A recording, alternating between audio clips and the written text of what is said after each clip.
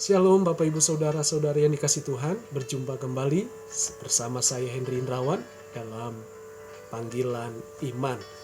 Saudaraku, saya selalu membagikan kabar sukacita sebab itulah yang menguatkan iman kita. Jadi apapun yang kita alami, apapun keadaan kita, Tuhan Yesus tidak meninggalkan kita.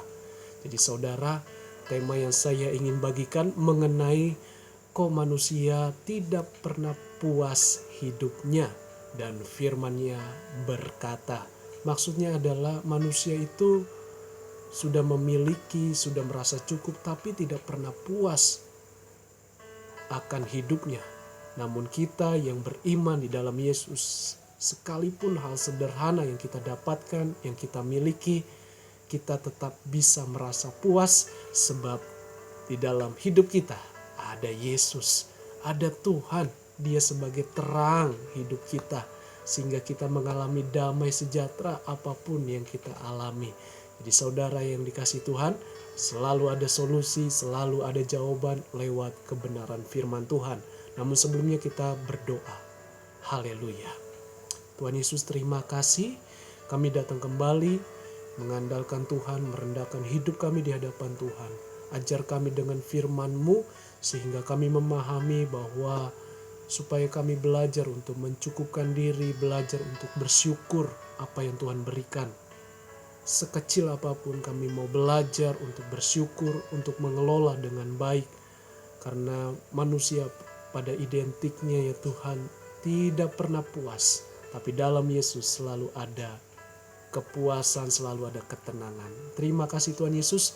Haleluya. Urapi hamba-Mu, urapi yang mendengar, diberkati Tuhan. Amin.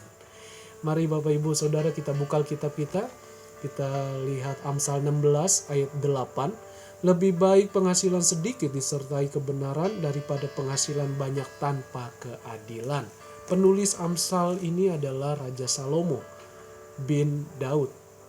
Jadi saudara, Raja Salomo adalah orang yang sangat kaya raya pada saat itu dan tidak ada tandingannya. Bahkan di zaman ini tidak ada yang bisa menandingi kekayaan Salomo. Dasar kekayaannya adalah takut akan Tuhan dan hikmat-Nya. Jadi ini berbicara tentang arah langkah manusia, atau kita bisa sederhanakan adalah pilihan hidup. Hidup manusia bebas untuk memilih. Tuhan sudah membuka anugerahnya, kita mau atau tidak memilih. Satu-satunya pertolongan kita, juru selamat kita hanya di dalam Allah yang Esa, dalam diri Tuhan Yesus. Dan ini juga menegaskan bahwa jawaban dari segala kehidupan dan pergumulan adalah Tuhan. Jadi faktor manusia tidak pernah puas, ada 3 hal saya catat, saudara boleh praktekkan di hidup saudara. Yang ke-1 adalah karena hawa nafsu dunia. Saudara boleh buka di kitab Yakobus 4 ayat yang ke-4. Ini berbicara tentang sifat yang diikat sehingga menjadi karakter yang rusak atau karakter yang salah. Karena kita menjadi sahabat dengan dunia. Maksudnya adalah kita sampai melupakan Tuhan. Saudara tidak salah punya harta melimpah, uang banyak, apapun yang saudara miliki tidak pernah salah. Tapi yang salah kalau kita sampai melupakan Tuhan dan melakukan berbagai cara, apalagi dengan kuasa kegelapan. Hal ini juga bisa berawal karena kita suka membandingkan diri dengan orang lain, sehingga kita tidak pernah merasa puas, selalu merasa kekurangan, dan pada akhirnya kita relakan dengan segala cara apapun demi keinginan daging kita, sehingga kita mengalami atau memiliki nafsu duniawi, keinginan-keinginan duniawi yang dimana kita udah melupakan Tuhan, tidak melekat lagi kepada Tuhan. Dan yang kedua adalah sifat kesombongan dan jiwa penipu. Amsal 21 ayat yang keempat berkata, mata yang congkak dan hati yang sombong yang menjadi pelita orang fasik adalah dosa. Jadi di sini tidak bicara agama, Kristen atau bukan Kristen, tapi kalau kita sekalipun Kristen, tapi kita sombong hidup kita, merasa tidak perlu Tuhan, itu yang sangat bahaya, itu yang sangat menakutkan. Artinya tidak ada lagi gunanya kalau hidup kita sombong. Tuhan hempaskan. Karena manusia ini terbuat dari tanah, debu tanah. Jadi apa yang kita sombongkan? Bahkan di kitab 1 Korintus 6 ayat 9 berkata, pencuri, orang kikir, pemabuk, pemfitnah tidak mendapat bagian dalam kerajaan Allah. Orang sombong, orang pelit, orang kikir, fitnah tidak masuk kerajaan Allah. Artinya apa? Neraka langsung hukumannya. Jadi bukan bicara keselamatan hilang, melainkan kita punya Tuhan Yesus. Bukan Tuhan yang pelit, yang kikir, yang fitnah dan sebagainya. Karena itu tidak ada di dalam kekekalan kerajaan Tuhan. Dan yang ketiga adalah pergaulan yang salah. 1 Korintus 15 ayat 33, janganlah kamu sesat, pergaulan yang buruk merusak kebiasaan yang baik. Jadi saudara, semua tergantung kepada pergaulan kita, baik anak muda maupun orang tua atau anak-anak. Ingat, kita harus punya pergaulan yang baik. Bukan berarti kita beda-bedain orang, tapi kalau hanya menjerumus, merusak hidup saudara, kelihatannya mengenakan, kelihatannya memuaskan keinginan daging, tapi sebenarnya kita sudah terjerumus, sudah terikat, sudah masuk ke dalam lubang, yaitu lubang iblis. Jadi saudara, hati-hati, bergaul boleh kemana saja, tapi jangan sampai hidupmu dipengaruhi dengan pergaulan yang sesat, yang sampai meninggalkan Tuhan, melupakan Tuhan. Sangat berbahaya.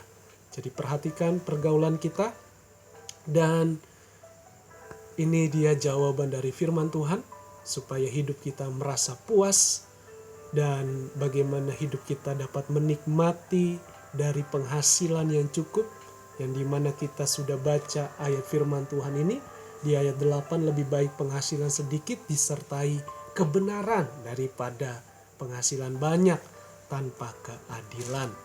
Jadi supaya kita bisa menikmati berkat Tuhan sekalipun cukup atau sedikit, tapi kita tetap bisa menikmati. Yang kesatu adalah tetap hati bersyukur dan bersabar. Saudara sabar, tenang. Karena segala sesuatu ujian selalu ada berkat Tuhan yang tersedia. Jadi miliki hati bersyukur. Rasul Paulus bilang dalam kitab Perjanjian Baru dikatakan mengucap syukurlah dalam segala hal, karena itu yang dikehendaki Allah atas hidup kita. Memang tidak mudah dalam keadaan tekanan, dalam keadaan kehilangan, dalam keadaan kesulitan, penderitaan, untuk mengucap syukur memang susah, sulit. Tapi percayalah kalau kita mengandalkan doa, mengandalkan Roh Kudus, selalu diberikan kita kekuatan untuk bisa bersyukur. Jadi bukan karena soal kaya atau miskin, tetapi keputusan saudara, hati bersyukur dan bersabar itu adalah buah dari Roh Kudus. Orang yang sudah lahir baru, yang menerima Yesus di dalam hidupnya, atau Roh Kudus yang menerangi hatinya. Dan jangan lupa kalau sudah diberkati, semakin melekat kepada Tuhan. Jangan semakin lupa, jangan tinggalkan Tuhan. Hati-hati saudara, orang yang diberkati jangan lupa, jangan sombong. Dan yang kedua, bermurah hati, hasilnya berkelimpahan. Kelimpahan di sini bukan hanya bicara harta atau uang saudara, tapi Alkitab berkata di dalam Matius 5 ayat 7, berbahagialah orang yang murah hatinya, karena mereka akan beroleh kemurahan. Jelas, orang yang murah hati akan beroleh kemurahan. Hati yang tulus, yang murni, melayani Tuhan melalui jiwa-jiwa, apapun yang saudara dipercayakan Tuhan. Misalkan saudara jago masak, lakukan itu, kembangkan itu, ajari orang-orang. Kalau saudaranya bisa doain orang, doakan. Tidak masalah, doakan. Itu yang saudara bisa lakukan, doakan. Dan yang lainnya, saya percaya kalau saudara lakukan dengan kemurahan hati, Tuhan akan melimpahkan segala berkatnya tepat pada waktunya. Miliki kemurahan hati karena Bapa kita adalah murah hati. Bapa di sorga murah hati. Saudara percayalah, engkau tidak pernah kehilangan berkatmu. Sekalipun badai silih berganti dalam hidupmu, tapi selalu berkat Tuhan bagi orang yang murah hati. Terima dengan iman, saudara. Dan yang ketiga adalah ada rencana atau planning setiap mengambil keputusan. Jadi bagaimana kita bisa menikmati berkat Tuhan mulai dari hal-hal kecil, karena ada rencana, ada planning. Memang rencana selalu berasal dari manusia, karena tanpa rencana pasti sia-sia. Segala sesuatu dalam membangun, baik bangunan yang tinggi, gedung-gedung yang tinggi, atau apapun yang dibangun, harus punya planning, harus duduk terlebih dahulu, harus memikirkan anggarannya, apakah cukup atau tidak. Artinya ada planning, ada rencana. Jangan gegabah, jangan ceroboh, jangan gelisah. Jangan cepat-cepat ambil keputusan, tapi duduk dulu. Lakukan planning atau rencana setiap mengambil keputusan. Di dalam kitab Lukas pasal yang ke-14 ayat 28.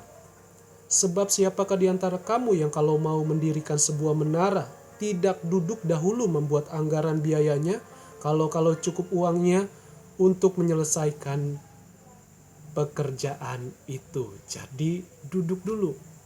Lakukan perencanaan supaya tidak ceroboh, supaya tidak salah, supaya jelas arahnya. Dan Tuhan nanti yang memberikan keputusan atau menuntun kepada jalan yang sesuai dengan kehendak Tuhan.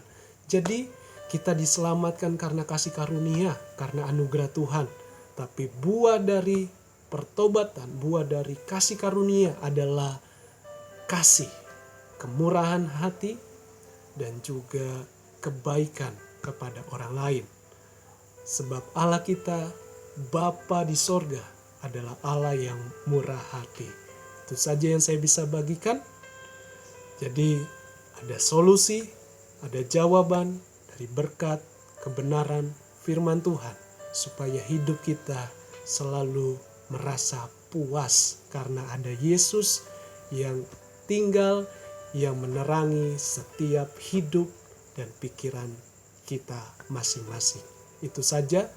Jangan lupa bagikan YouTube ini ke banyak orang agar nama Tuhan dimuliakan.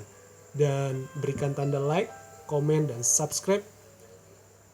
Dan juga lebih terus sukai firman Tuhan dan kebenarannya. Dan jangan lupa selalu berdoa. Itu saja saudara yang dikasihi oleh Tuhan. Tuhan Yesus memberkati kita semua. Shalom. Haleluya.